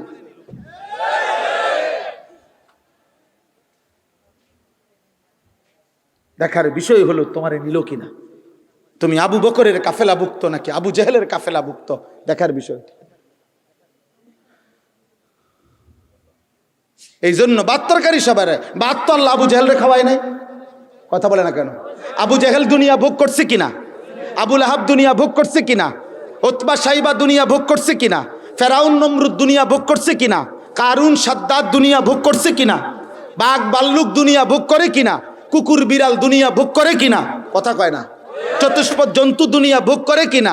তাইলে দুনিয়া তো বাত মাছ খাই আর গুম যাই আর ফেসাব করি আর লজ্জাস্থানের চাহিদা পূরণ করি, এর নাম তো ইনসান না, এর নাম তো ইমানদার না, এর নাম তো মুসলমান না। এ তো স্বাভাবিক জিন্দিগি। এ তো আল্লাহ জানোয়ারেরও পূরণ করে, নাস্তিকেরও পূরণ করে, মুরতাদেরও পূরণ করে, মুনাফিকেরও পূরণ করে। দেখার বিষয় হলো আল্লাহ কাকে কাকে দিয়ে সেজদা করাচ্ছে, কাকে কাকে দিয়ে আল্লাহ আখিরাতের জান্নাতের প্রস্তুতি নেওয়াচ্ছে, এটা না দেখার বিষয়। এটা না আসল বিষয়। তোমারে আল্লাহ জান্নাতের জন্য নিল কিনা এটা না দেখার বিষয়। তোমারে আল্লাহ আখিরাতের মুক্তির জন্য নিল কিনা এটা না দেখার বিষয়। ভাত তো আল্লাহ পছন্দ হইলেও খাওয়ায়, না হইলেও খাওয়ায়। রাষ্ট্রীয় বরাদ্দ তো জেলখানার আসামিদের জন্য আছে, আছে না? হ্যাঁ, তো তাইলে ফাঁসির আসামিরে বাদ দেয় না? তো বাদ দেয় কেন? না তে না রাষ্ট্রদ্রোহী, সে না ফাঁসির আসামি, না না না, বাদখানা তো বন্ধ করবে না। আল্লাহ রিজিক তো দেবে ভাইয়া, দুনিয়া তো দেবে, আখেরাত দেবে না। আখেরাত দেবে না, কবরের সুখ দেবে না। অতএব আমার মূল বক্তব্য শেষ। আমি এই যে আয়াতটা পড়ছি, এবার আয়াতের তর্জমাটুকু বলি, আমার কথা শেষ। মহান আল্লাহ পাক রব্বুল আলামিন এখানে আমাদের একটি আয়াতে 5টা কথা বলছে। আমি একদম সংক্ষেপে বলি, সবাই সহজেই বুঝবেন।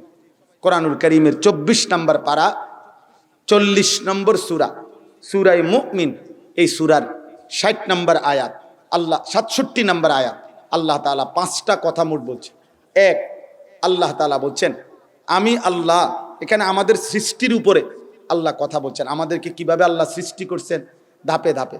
তো আল্লাহ তাআলা প্রথম বলছেন, বান্দা মনে রাখবা আমি আল্লাহ মায়ের পেট থেকে বের করার আগ পর্যন্ত তোমাদেরকে মোট 7টি ধাপে সৃষ্টি করেছি। কয়টি ধাপে? 7। 1, সংক্ষেপে বলতেছি, 1 মাটি, 2 বীর্য, 3 জমাট রক্ত, 4 গোশতের টুকরা, 5 হাড্ডির কঙ্কাল মানে খাঁচা, হাড্ডির একটা কঙ্কাল আর কি, 6 হাড্ডির এই কঙ্কালের উপরে প্রয়োজন পরিমাণ গোশতের আবরণ, চোখ নাক কান দিয়ে শরীর গঠন, 7 রূহ ফুঁকে দিয়ে মায়ের পেট থেকে বের করছেন। কয়টা হইলো? 7 ধাপে। আবার বলি, মাটি, বীর্য, জমাট রক্ত, গোশতের টুকরা, হাড্ডির কঙ্কাল, খাঁচা। 6 গোশতের আবরণ, প্রয়োজন পরিমাণ নাক চোখ দিয়ে শরীর গঠন। 7 রূহ ফুঁকে দিয়ে মায়ের পেট থেকে বের করছেন। এই কথাইটা আল্লাহ কোরআনুল কারীমের কোন আয়াতে বলছেন 1টা, কোথাও বলছেন 2টা, কোথাও বলছেন 3টা, কোথাও বলছেন 7টা। তো যেখানে 7টার চাইতে কম বলছেন সেখানেও ওই কমটা দিয়া 7টাই পুরা উদ্দেশ্য। কোরআনুল কারীমের একটা নীতি হলো, কোরআনুল কারীমের তাফসীর প্রথম করতে হয় কোরআনেরই ভিন্ন কোনো আয়াত দ্বারা। বুঝেন নাই?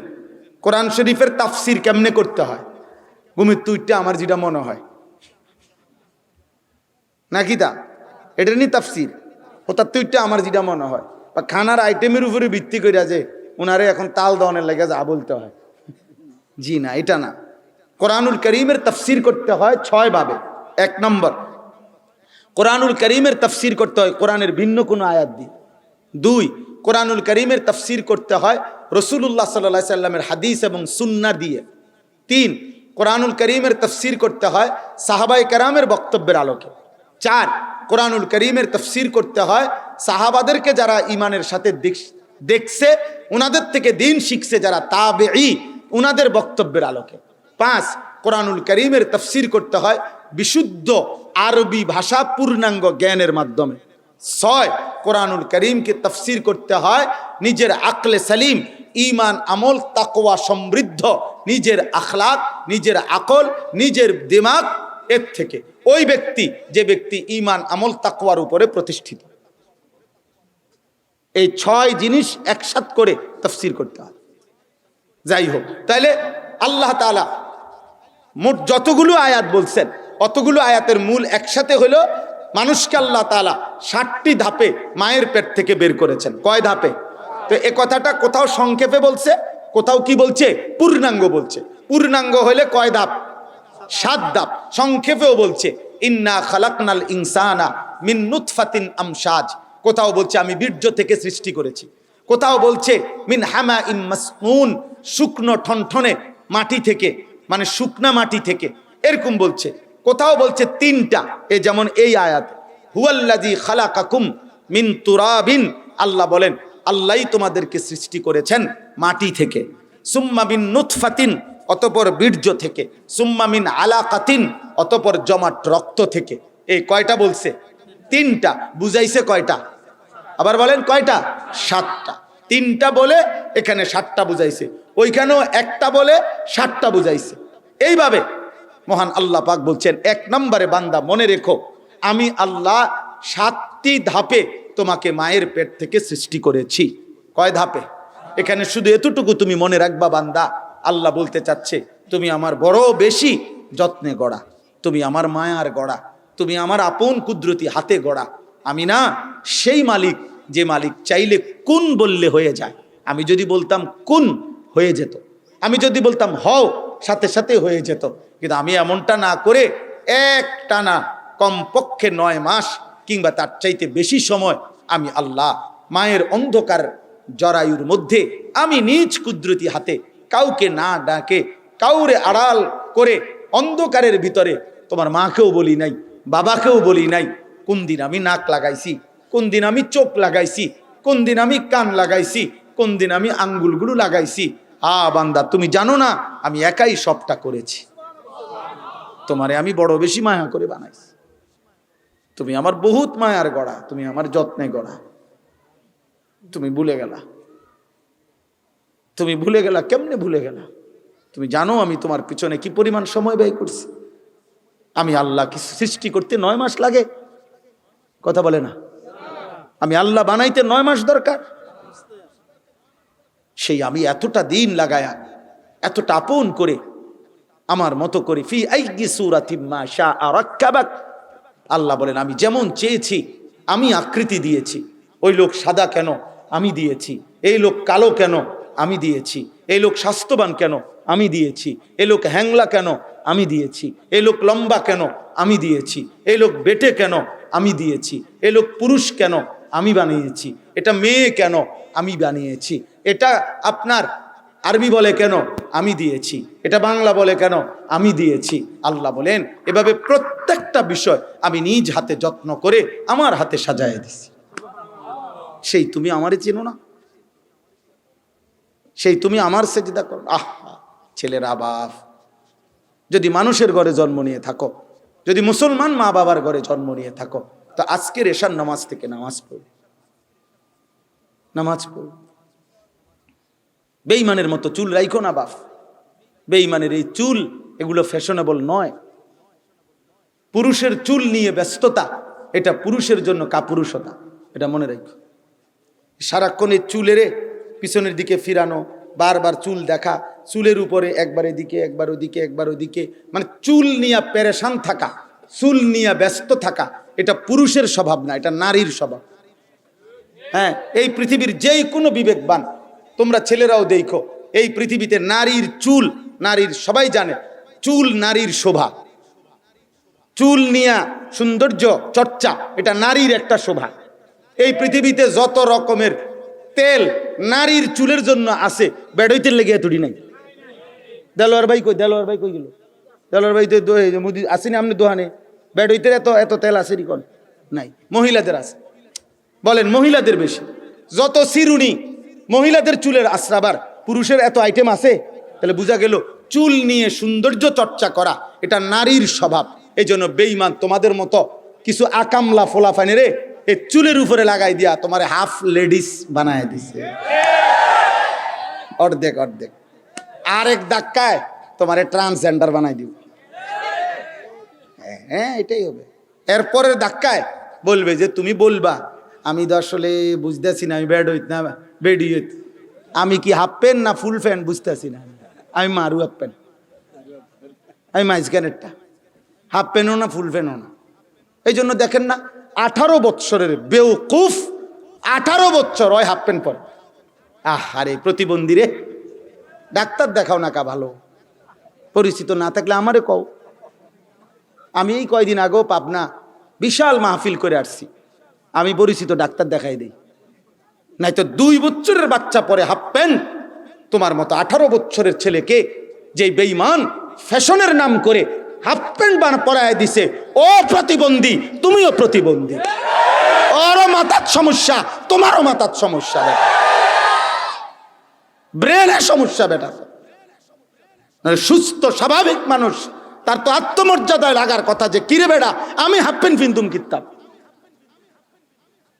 একটা মেয়েকে, 2 বছরের একটা মেয়েকে বলো না শার্ট গায়ে দিতে, সে যদি সুস্থ মেয়ে হয় সে বলবে আমি কেন শার্ট গায়ে দেবো, আমি মেয়ে।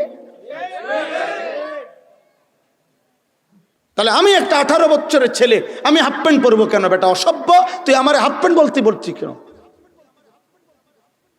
আত্মসম্মান নাই, যেটা দেখে বেঈমানের ওইটাই ভাল লাগে। নাউজুবিল্লাহ। আল্লাহ বলেন সুম্মা ইউখরিজুকুম তিফলান সুম্মা লিতাবলুগু আশুদ্দাকুম সুম্মা লিতাকুনু শুয়ুখা। এবার দ্বিতীয় ধাপ আল্লাহ বলে বান্দা মায়ের পেট থেকে আমি তোমাকে যখন বের করে এনেছি তখন দুনিয়ার হায়াতে তোমারে আমি 3টা অবস্থা দিয়েছি। 3 ধাপ। 1 শৈশব, তিফিল শিশু। 2 পূর্ণ শক্তি মানে যৌবন। 3 বৃদ্ধ মানে দুর্বলতা। এবার আমি আল্লাহ তোমাকে শিশু বানিয়েছি, আমি আল্লাহ তোমাকে যুবক বানিয়েছি, আমি আল্লাহ তোমাকে বৃদ্ধ বানিয়েছি। কে বানিয়েছেন? শৈশব কে দিয়েছেন? যৌবন কে দিয়েছেন? বৃদ্ধকাল কে দিয়েছেন? অতএব শৈশবের হক কার? যৌবনের হক কার? বৃদ্ধের হক কার? আল্লাহ। অতএব আল্লাহ বলছেন দ্বিতীয়, আবারও মনে করাই দিলাম বান্দা মায়ের পেট থেকে বড় যত্ন করে 7 ধাপে আমি সৃষ্টি করেছি। এই যুক্তিতেও আমি তোমার সেজদা পাই।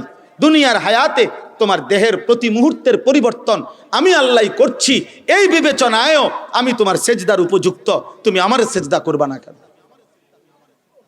3 নাম্বার অমিনকুম মাইয়ুতাওয়াফা মিন কাবলু। আল্লাহ বলে এবার তৃতীয় কথা মনে রাখবা বান্দা, আমি কিন্তু সকলকেই মায়ের পেট থেকে বের করার পরে শিশু, যৌবন, বৃদ্ধ এই 3টা পূর্ণ দেই না। মানে ওই 7টা যদিও সবার উপর দিয়া পার হইছে মায়ের পেট থেকে বের হওয়ার আগে, কিন্তু মায়ের পেট থেকে বের হওয়ার পরে এই শিশু, যুবক, বৃদ্ধ, এই তিনটা আমি সবার উপরে দেই না। সবার উপরে দেয়? প্রতিটা বাচ্চাই যুবক হয়, প্রতিটা বাচ্চাই বৃদ্ধ হয়? কথা বলেন না কেন?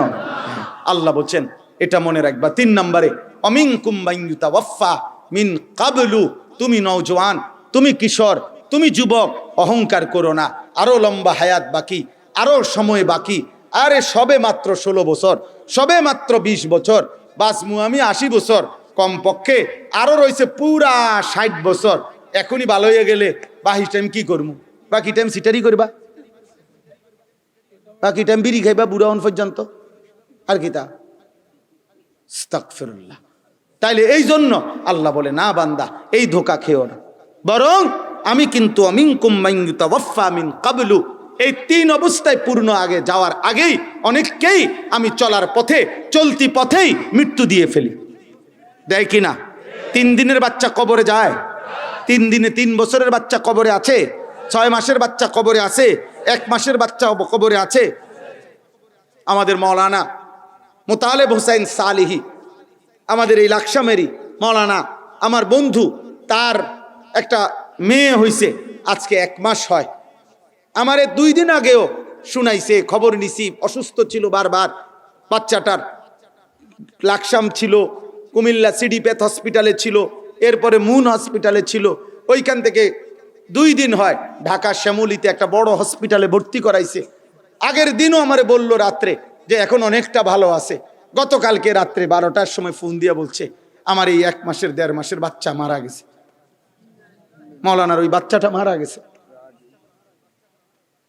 আজকে সকাল 11:30 বাজে জানাজা হয়েছে ওই ছোট বাচ্চা, 1-1.5 মাসের বাচ্চা।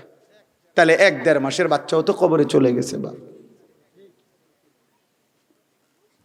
অমিনকুম মান ইউতাওয়াফা মিন ক্বাবলু, অতএব বান্দা আরো সময় আছে মনে করে তুমি ইবাদত দেরি করো না, তুমি আখিরাতের ফিকির বন্ধ করো না, বরং যে কোনো সময় তুমি মৃত্যুবরণ হবে, চলে যাবে। অতএব ইবাদত করো আজকেই। কখন? এখন। এখন কখন? এখন। এখন কোন ওয়াক্ত? এখন কোন নামাজ হবে? নওজোয়ান ভাই তোমরা বলো, পড়বা ইনশাআল্লাহ এশার নামাজ এবং ফজরের নামাজ। রাসূলুল্লাহ সাল্লাল্লাহু আলাইহি সাল্লাম বলছে যে মুনাফিক সে পড়তে পারে না, কসম আল্লাহ, বিশুদ্ধ হাদিস। নবীজি সাল্লাল্লাহু আলাইহি সাল্লাম বলছে যে ফজর পড়ে না কে? যে মুনাফিক সে। এশার নামাজ জামাতে পড়ে না কে? নবী বলছে মুনাফিক যে সে। হযরত আব্দুল্লাহ ইবনে ওমর বলছে নবীজির জামানায় আমরা ফজরের নামাজে অনুপস্থিত দেখলেই 2-4 দিন ওই ব্যক্তিকে আমরা মুনাফিকই ভাবতাম। হযরত আব্দুল্লাহ ইবনে মাসউদ বলছে নবীজির জামানায় আমরা কাউকে, নবীজি যদি কাউকে মুনাফিক সন্দেহ করতেন, তাকে ফজরের নামাজের জামাতে খুঁজতেন, 2-4 দিন না দেখলে বলতেন আমি এমনটাই ভেবেছিলাম। এই জন্য ফজরের অনুপস্থিত ব্যক্তি তার এই স্বভাব মুনাফিকের স্বভাব। সর্বশেষ আল্লাহ বলেন 4র্থ কথা, ওয়ালি তাবলুগু আজালাম মুসাম্মা, বান্দা ভেবো না যে আমি কাউকে ছোটবেলায়, কাউকে যৌবনে, কাউকে কিশোর বয়সে, কাউকে বৃদ্ধ বয়সে, কাউকে শৈশবে এই যে মৃত্যু দেই, তো যারে আমি শৈশবে দেই তারটা অকালে, হঠাৎ, অসময়ে এইভাবে মৃত্যু দেই না, বরং আমি আল্লাহ প্রত্যেকের জন্যই নির্ধারিত আমার ফয়সালাকৃত বরাদ্দকৃত সময়েই পৌঁছিয়ে মৃত্যু দিয়ে থাকি। তাহলে কারো মৃত্যুই অকালে হয় না, যথাসময়ে। কথা বুঝেন? আপনি আমি বলার কোনো অধিকার আসেনি যে আল্লাহ আমার দাদা হায়াত পাইলো 80 বছর, আমারে কামনে 20 বছর বয়সে কবরে নিবেন, এটা কোন বিচারের কথা? তা আল্লাহ বলবে তুই কও বিচার কোনটা কি? তুমি যেহেতু তুমি সৃষ্টি করছো তোমার দাদারে, তুমি কও। নাউজুবিল্লাহ। তাহলে আমার দাদারে আমি সৃষ্টি করছি, আমাকে আমি সৃষ্টি করছি, তো আল্লাহ বলেন তোমার দাদার উপরেও তোমার কোনো অধিকার নাই, তোমার নিজের উপরেও তো তোমার কোনো অধিকার নাই। তোমার দাদার সৃষ্টিকর্তা আমি, তোমার সৃষ্টিকর্তাও আমি, অতএব আমারই ফয়সালা কার্যকর, তুমি কি? ওয়ালা আল্লাকুম তাকিলুন। এই 5 নম্বর কথা বলছি না, মোট 5টা কথা। 1 নম্বর হলো আল্লাহ বলেন মায়ের পেট থেকে 7টি ধাপে আমি তোমাকে সৃষ্টি করেছি, তুমি আমাকে ভুলো না। 2 নম্বরে দুনিয়ার হায়াতে আমি যদি স্বাভাবিক পূর্ণ দেই, তাহলে একবার শিশু, একবার যৌবন, একবার বৃদ্ধ, এটা আমি দিয়ে থাকি, কাজে তুমি আমারে ভুলো না। 3 নম্বরে যেই কোনো সময় আমি মৃত্যু দিতে পারি, অতএব তুমি আমারে ভুলো না। 4 নম্বরে আমি কিন্তু প্রত্যেককেই সময় পূর্ণ করে হায়াত পূর্ণ করেই মৃত্যু দিয়ে থাকি, কাজে আমি আল্লাহর ব্যাপারে কোনো অভিযোগ করো না। ওয়ালা আল্লাকুম তাকিলুন। আর আল্লাহ বলেন সর্বশেষ আমি আল্লাহ এমনটা কেন করি, অর্থাৎ আমি তো বললেই হয়ে যাইতো। 7 ধাপে কেন সৃষ্টি করলাম, 3 ধাপে দুনিয়ায় হায়াত কেন দিলাম, সবাইকে আবার শিশু যুবক বৃদ্ধ বানাই না কেন, এর আগেই মৃত্যু দিয়ে ফেলি কেন, আমি কেন মৃত্যু দেই, আমি কেন হায়াত দেই? আল্লাহ বলেন আমি আল্লাহ বুঝাইতে চাই ওয়ালা আল্লাকুম তাকিলুন, তোমরা যেন বুঝতে পারো। বুঝতে পারো কি বুঝতে পারো? আল্লাহ বুঝাইতে চায় তোমরা যেন বুঝতে পারো যে আমার শৈশব আল্লাহর দেওয়া, যৌবন আল্লাহর দেওয়া, আমার বৃদ্ধ আল্লাহর দেওয়া, আমার সুস্থতা আল্লাহর দেওয়া, আমার অসুস্থতা আল্লাহর দেওয়া, আমার মায়ের পেটের 7টি ধাপ পার করে আমাকে মায়ের পেট থেকে বের করা, এটা আমার আল্লাহর ফয়সালা। আমার হাসি আল্লাহর দেওয়া, আমার কান্না আল্লাহর দেওয়া, আমার সুস্থতা আল্লাহর দেওয়া, আমার অসুস্থতা আল্লাহর দেওয়া, আমার আনন্দ আল্লাহর দেওয়া, আমার বেদনা আল্লাহর দেওয়া, আমার 24 ঘন্টার পুরা জিন্দিগির সেকেন্ড সেকেন্ড পলক পলক মুহূর্ত আমার আল্লাহর দেওয়া, আল্লাহর দেওয়া, আল্লাহর দেওয়া, আল্লাহর দেওয়া। অতএব এক বান্দা হিসাবে আল্লাহ বলে যেন তুমি বোঝো দিমাগ খাটাইয়া যে আমার উচিত আল্লাহরই ইবাদত করা। কার? কেন? যেহেতু সব যে তার। কথা বলে না, সব কার? আমার হাসি কার? আমার কান্না কার? সবই তো তার। ওয়া আন্নাহু হুয়া আদহাকা ওয়া আবকা। আল্লাহ বলে আল্লাহই হাসান, আল্লাহই কাঁদান। হাসায় কে? নয়তো কোন চিকিৎসা বিজ্ঞানী বলুক হাসি মানুষের মুখের ভিতরে কোনান দিয়ে থাকে, পলিথিনের ভিতরে। তো কান্না কই থাকে? বালতি। চোখের ফানিগুলো বালতি থাকে তো কই? তাহলে হাসায় কে? কাঁদায় কে? সুখে রাখে কে? দুঃখে রাখে কে? দোস্ত আমার, বাপ আমার, বন্ধু আমার, নওজোয়ান সাথী আমার, কিশোর ভাই আমার, চলো বদলে যাই ইনশাআল্লাহ। চলো ইউটার্ন করি, ইউটার্ন করি ইনশাআল্লাহ। কিশোর যুবক তোমরা ঘুরে দাঁড়াও, তোমরা বদলাও ইনশাআল্লাহ। তোমরা ইমানের দাবিতে দাঁড়াইলে, তোমরা আল্লাহকে সেজদা দিলে, আগামীর পৃথিবীতে ইসলামের বিজয় হবে, কালেমার বিজয় হবে। স্বপ্ন শুধু আমার দেশকেও আমরা ভালোবাসি, সারা পৃথিবীকেও আমরা ভালোবাসি। আমরা চাই এই দেশেও কালেমার পতাকা উড়ুক, বিশ্বময়ও কালেমার পতাকা উড়ুক। অতএব ইনশাআল্লাহ কিশোর নওজোয়ান বন্ধু, ইমান আমলের সাথে থাকো, আমলের সাথে থাকো, এক সুন্দর জীবন গঠন করো, চরিত্রের হেফাজত করো, আখলাকের হেফাজত করো। আমার শেষ 1টা মিনিট, শেষ ওসিয়ত হলো 30 বছরের নিচে যাদের বয়স, তোমরা হাত উঠাও। 30-30-এর নিচে যাদের বয়স হাত উঠাও। মাশাআল্লাহ, মাশাআল্লাহ, মাশাআল্লাহ, সব নওজোয়ান মাশাআল্লাহ, হাত নামা। আলহামদুলিল্লাহ। তোমাদের কাছে দোস্ত আমার 2টা ওসিয়ত, এই বন্ধুর, এই ভাইয়ের, এই বন্ধুর 2টা কথা। 1, চোখ হেফাজত করবা, বলো ইনশাআল্লাহ। নারী দেখো না, ছবি দেখো না আব্বা, উলঙ্গ নাচ গান দেখো না, কোনো হারাম মেয়ের সাথে, হারাম মহিলার সাথে সম্পর্ক করো না বাপ। এই চোখের হেফাজত করো ইনশাআল্লাহ। যৌবনের চাহিদা আল্লাহ তাআলাই হালাল ভাবে, বৈধভাবে, হালাল ওয়েট, তুমি অপেক্ষা করো, মিলে যাবে ইনশাআল্লাহ। পূর্বপুরুষ